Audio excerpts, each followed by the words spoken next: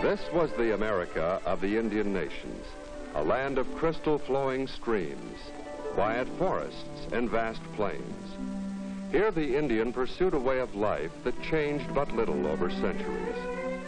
Today, there still exists a part of that America, caught in our national parks and forests. On Indian reservations located in some of these parks, early life is still being followed by descendants of those first Americans. But the advantages of the modern world are attractive to these young people, just as they are to young people everywhere. As a result, the old culture, already changed, is swiftly disappearing. The motion picture you are about to see was made to preserve a part of the vanishing culture of the American Indian. As citizens and as oilmen, we are particularly interested in all forms of conservation. For example, in our exploration and drilling operations, vital to the expanding power needs of our economy, we make sure that the natural beauty of areas surrounding our sites remains undisturbed, that fish and wildlife are protected.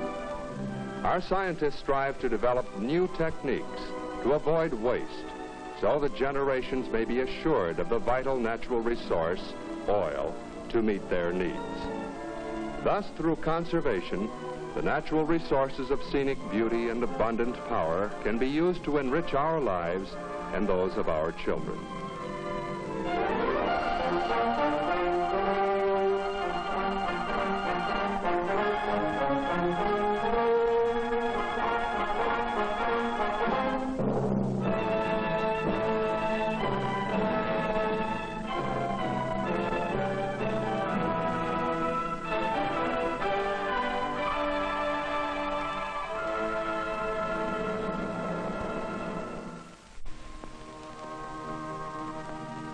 These are the mountains of our west, where the sun god seeks his slumber, where the west wind goes a-wooing, and the evil spirits lurk.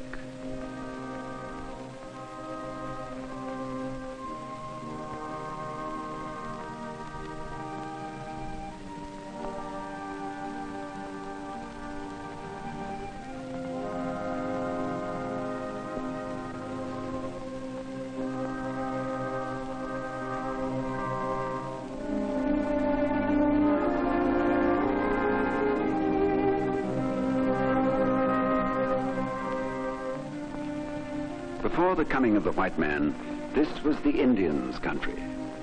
There were many tribes speaking different languages.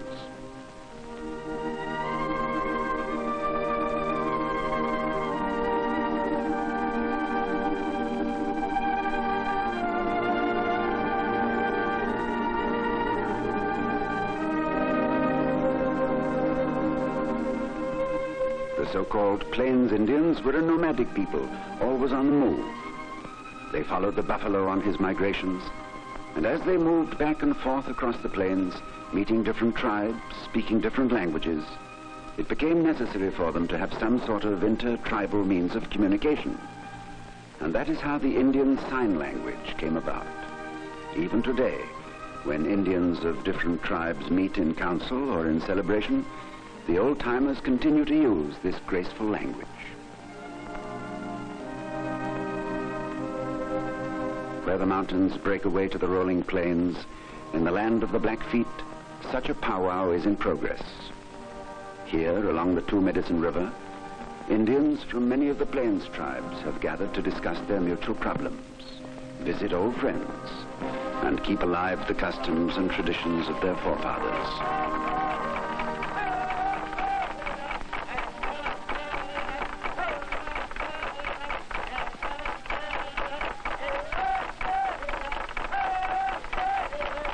One group is playing the ever-popular hand game, or stick game.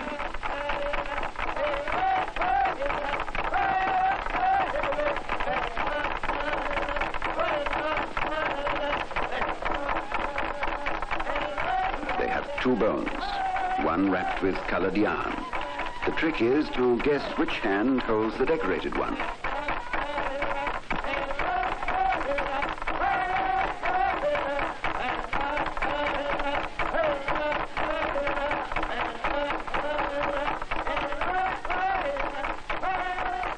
The side having the bones tries to confuse the Indian doing the guessing. One of the songs is to their friend the rabbit. They sing, "Rabbit, don't tell him. Rabbit, don't tell him."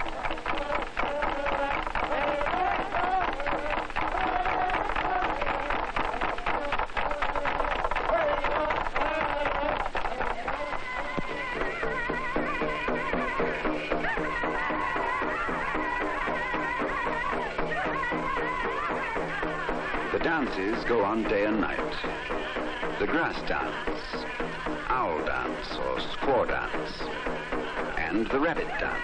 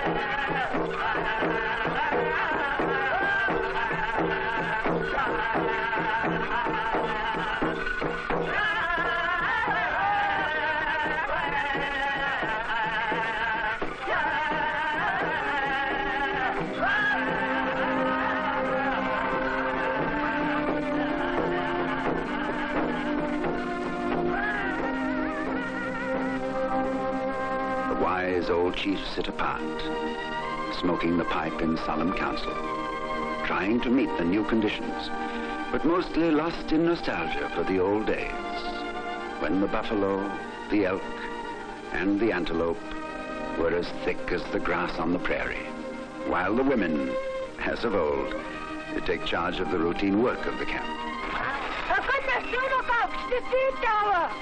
High Eagle is coming. High Eagle is coming.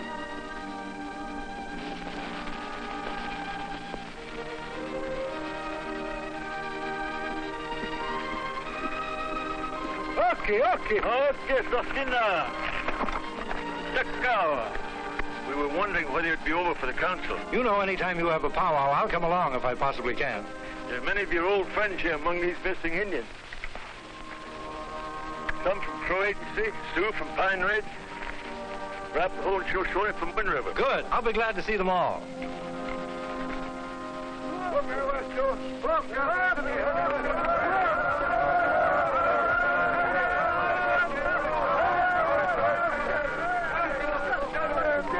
Long time no see. Right. Do you remember how our old friend Chief goes in the lodge used to greet someone he was fond of? He'd always say, "Long time no see him. But today, I see you, and the sun is in my heart. Everything is all right." Remember? Jack, it's good to see you.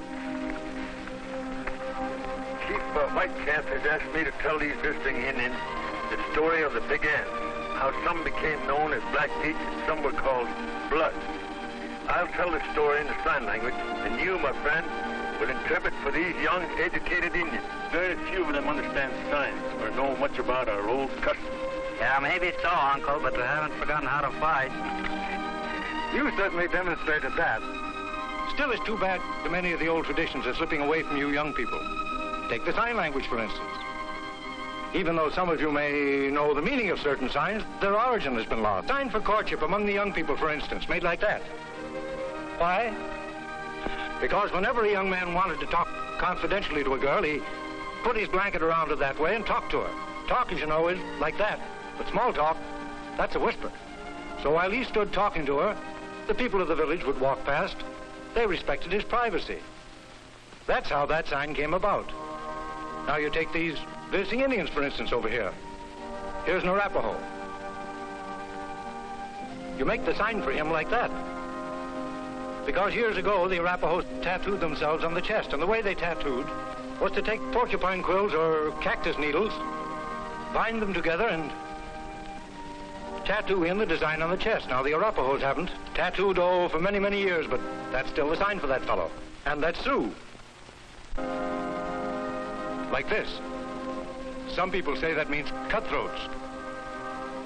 There's one explanation that's even simpler than that. When the Sioux first came out onto the plains, he wore a long bead. He made a necklace of it. So one Indian meeting another said, "What you call him, that new Indian that's come out here?" "Well, how you speak him?" Says, "Don't know.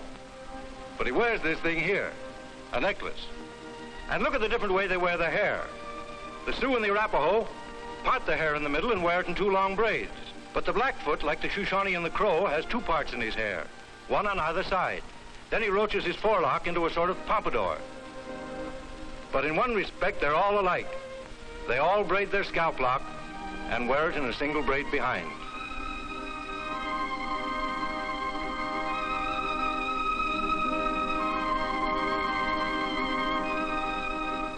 Then take the sign for the different animals.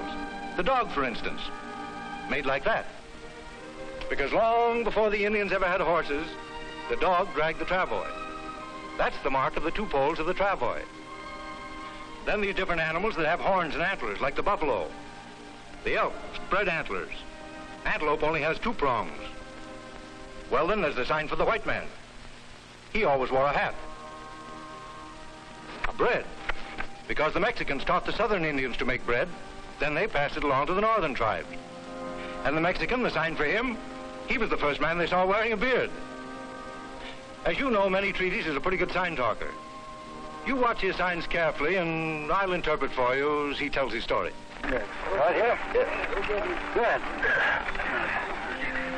Now, I'll start. Okay. Long time ago,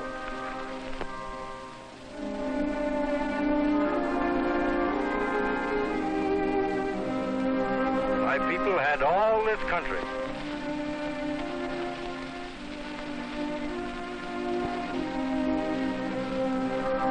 They were great in numbers. There were many lodges in our village.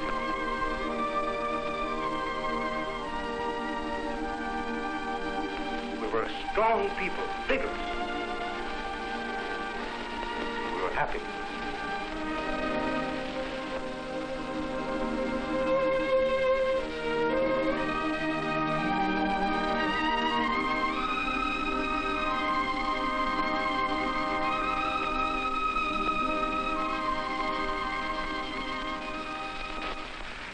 Then one year, now year is indicated by winter. Winter congealed, and snow piles up. One winter, one year, the game was scarce, just here and there, scattered.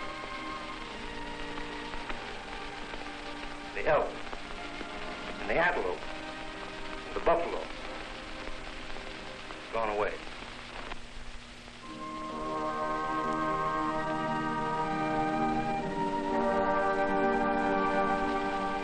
So the head chief, he's over. Big chief. He had the head men called, summoned into council.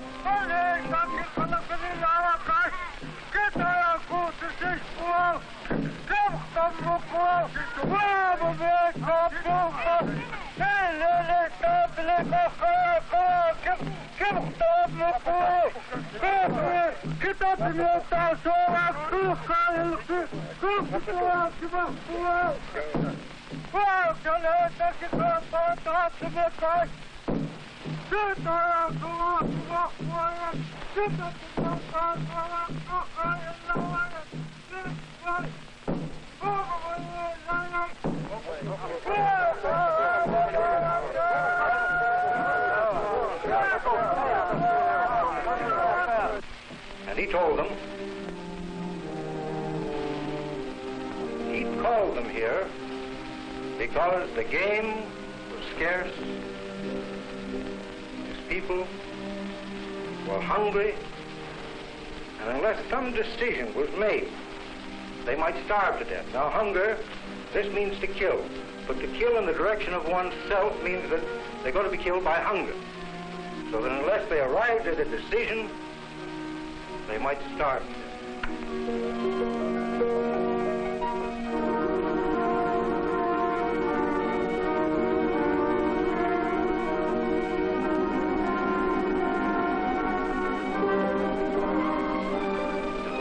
Bearchild got up.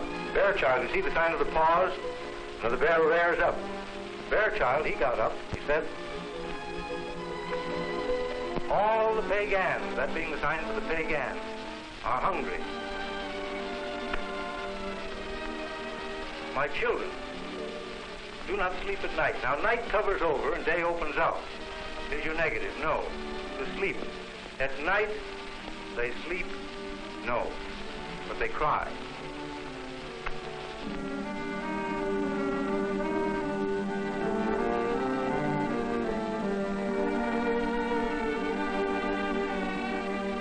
Now, I'm a mighty hunter. And mighty in this sense, meaning I'm foremost. I'm a hunter, to look above. So he said, I hunt away ahead of all the others. Every little while, often, I get on my horse and I go hunting. But I see no buffalo. I see him not. So I give up, meaning that he has struck an object to which he cannot penetrate and he falls back. I give up and return to my teepee.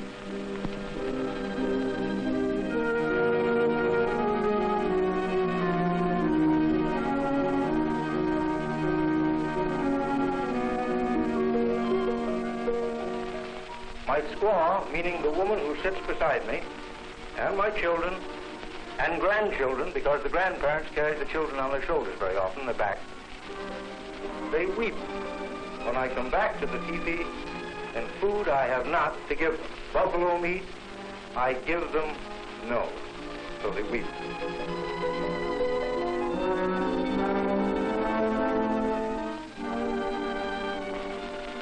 I say that we should move, meaning tearing down the teepees, loading up the travois, and moving camps.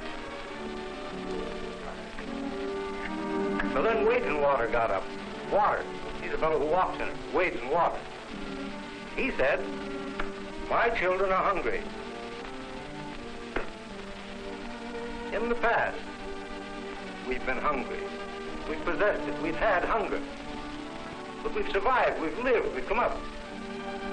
Now, maybe so ahead, when the snow falls, gets deep in the mountains, in those mountain peaks, the elk, they'll be driven down. So I say, we stay here. The idea being that he plants his lance in the ground, and that's where he stays.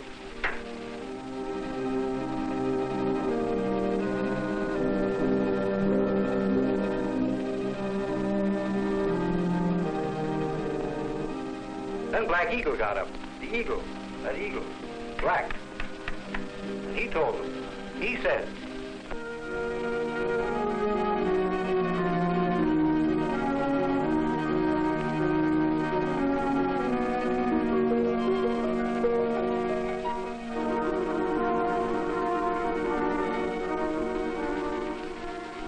I've listened to my brother. That sign meaning that you nurse together. I've listened to my brothers. They've spoken straight from their hearts. Now, I'm an old man. I'm worried. My heart's all sort of disturbed. Now, our chief, he's a pretty wise fellow. See, that means smart, because a wolf or a coyote is the smartest animal they know. So our chief is like a wolf. He's smart. So let him make that big decision. That's the thing that has to be done.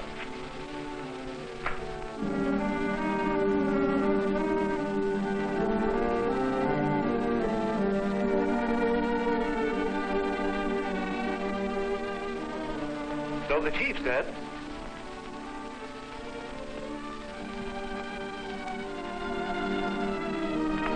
I have listened to my brothers.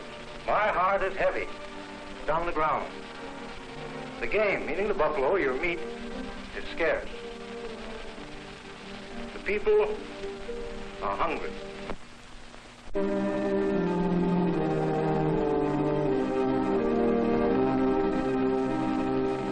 So I have made the decision. I have definitely decided that we will separate.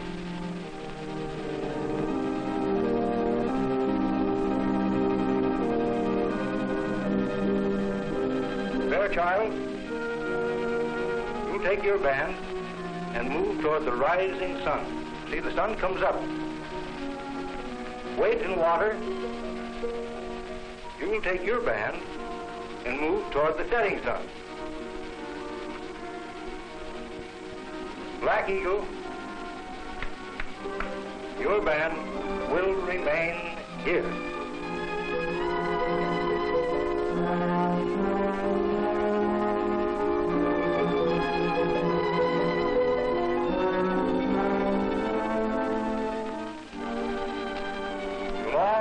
For buffalo, so that our women and children will eat and survive.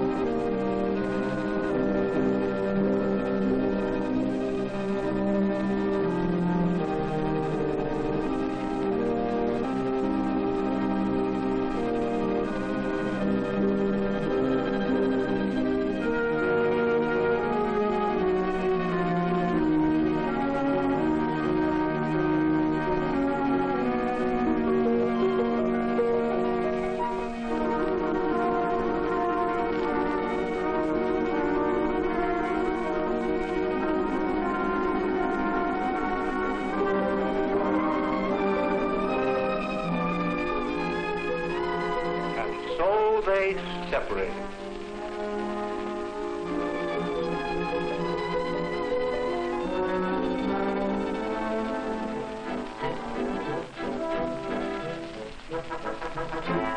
The following spring, they reunited. Now, spring means winter is over. Winter is cold. Over. Cold is finished.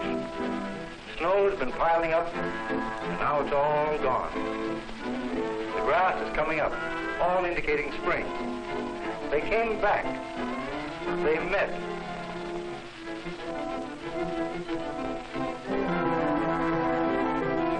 They eaten well, just as though they were filled up to there. They were strong. Now this band returning from the east, they came across a country that had been all burned over, fire. And their moccasins and their legs were all black with soot and ashes.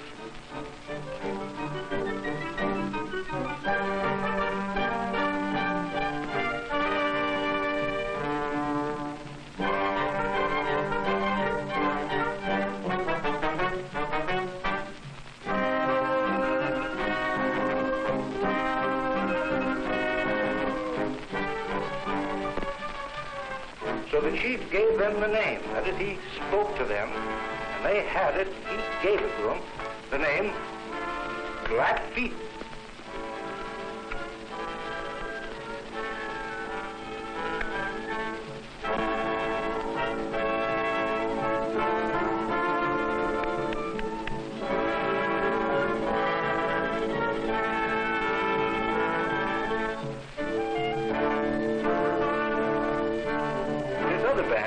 When they returned, they came through a country that had berry patches in it.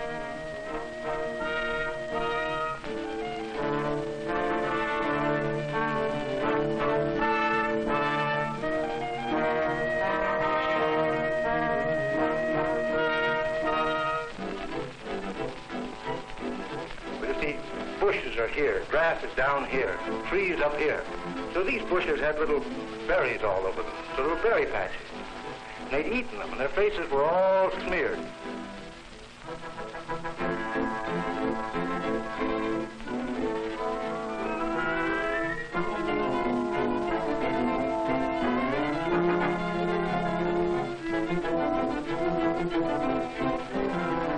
It looked like blood. Blood, of course, coming from the nose.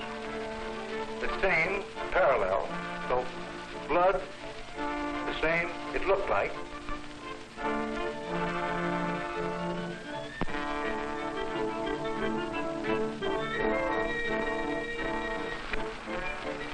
So the big chief gave to that band the name Blood.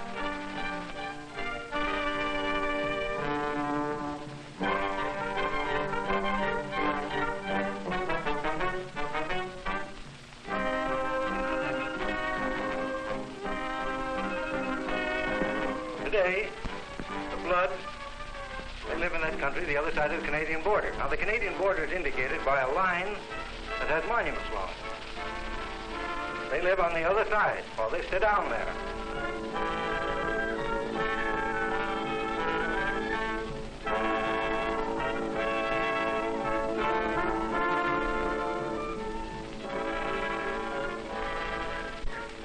But the Blackfeet, they live this side of the Two Medicine River. Now, medicine, two, and a river is water in a line. But in this case, it's water that ripples over stones. So it's the Two Medicine River. This side of, they sit down. They occupy that country.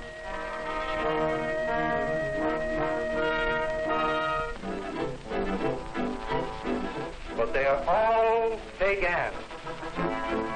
They're all the same people.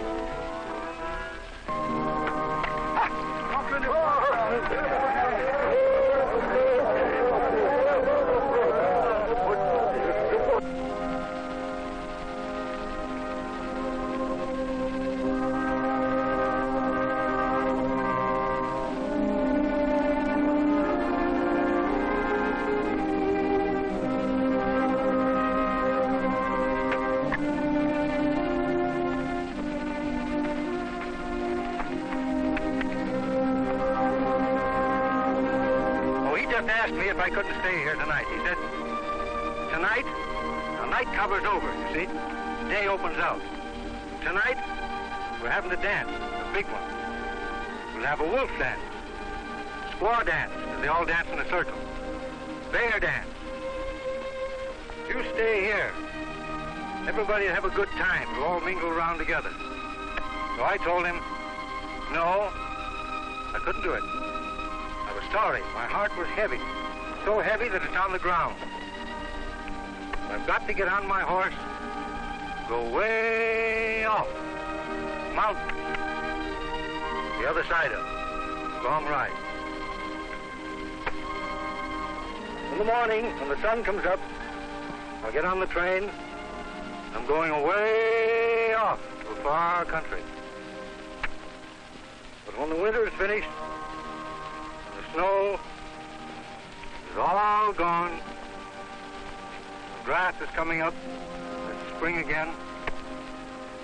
I'll come back and we'll meet. We'll shake hands. We'll eat till we're filled up to there. Then we'll sit down, we'll load the pipe, and we'll smoke. and we'll have a good visit. Our hearts will be big, and we'll be happy.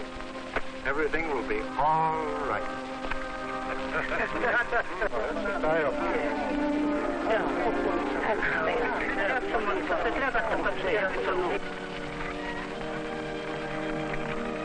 Extra stop!